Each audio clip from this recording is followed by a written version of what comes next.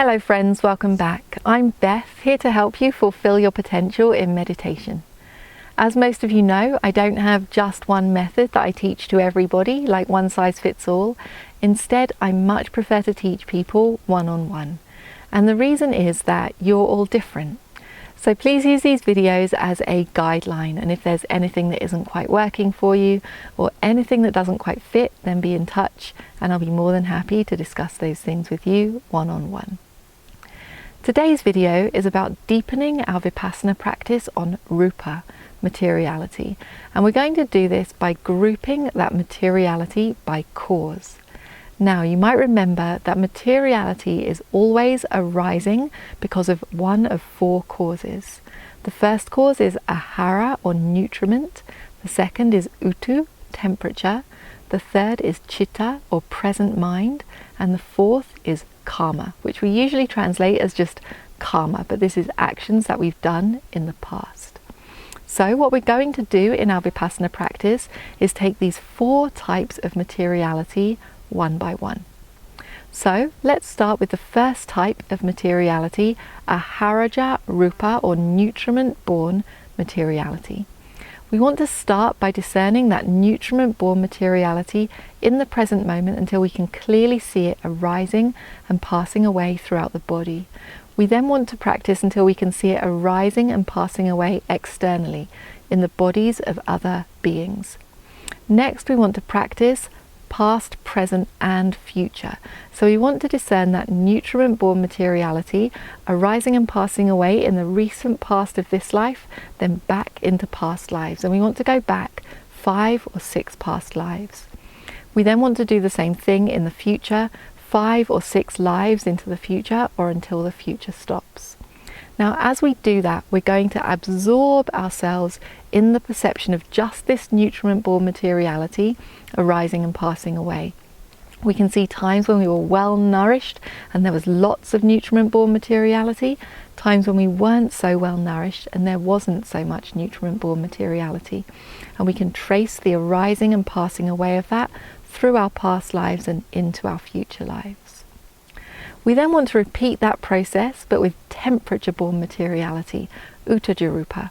First of all, discerning the temperature-born materiality in the body now, then externally, then 5 or 6 lives into the past, 5 or 6 lives into the future, and we want to absorb ourselves in vipassana just on that type of temperature-born materiality.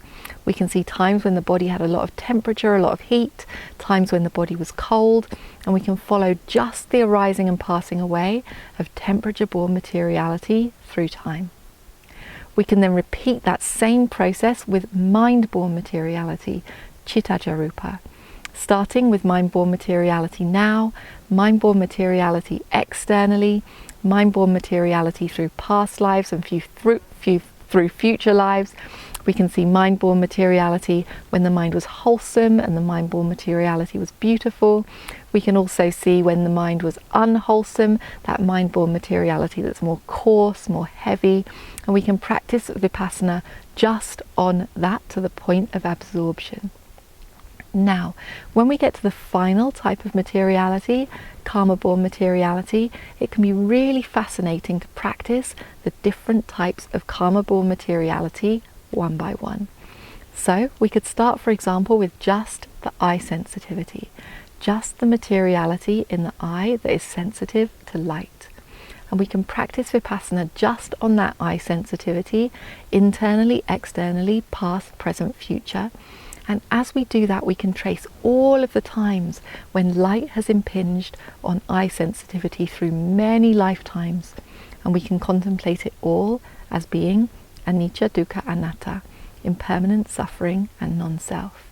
We can then repeat that with the ear sensitivity, all of the times that sound has impinged on the ear through past lives into future lives, all as anicca, dukkha, anatta, impermanent, suffering, non-self. All of the times that smells have impinged at the nose, all of the times when tastes have impinged at the tongue, all of the sensitivity that has happened in this body, again across lifetimes through past, present and future. We can then finally practice vipassana on all of the types of inanimate materiality, that which makes up the trees and the rocks. And we can see how through time, again, 5 or 6 past lives, 5 or 6 future lives, all of that materiality is anicca, dukkha, anatta, impermanent, suffering, and non-self. So this is what I have to say today about deepening our vipassana practice on materiality by dividing it up by cause. And again, to say we don't want to do this superficially. We want to take each type of materiality and practice vipassana to the point of absorption.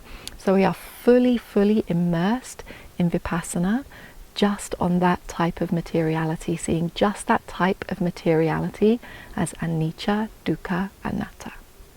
So if there's anything that's unclear to you or anything you're unsure about, then be in touch with me.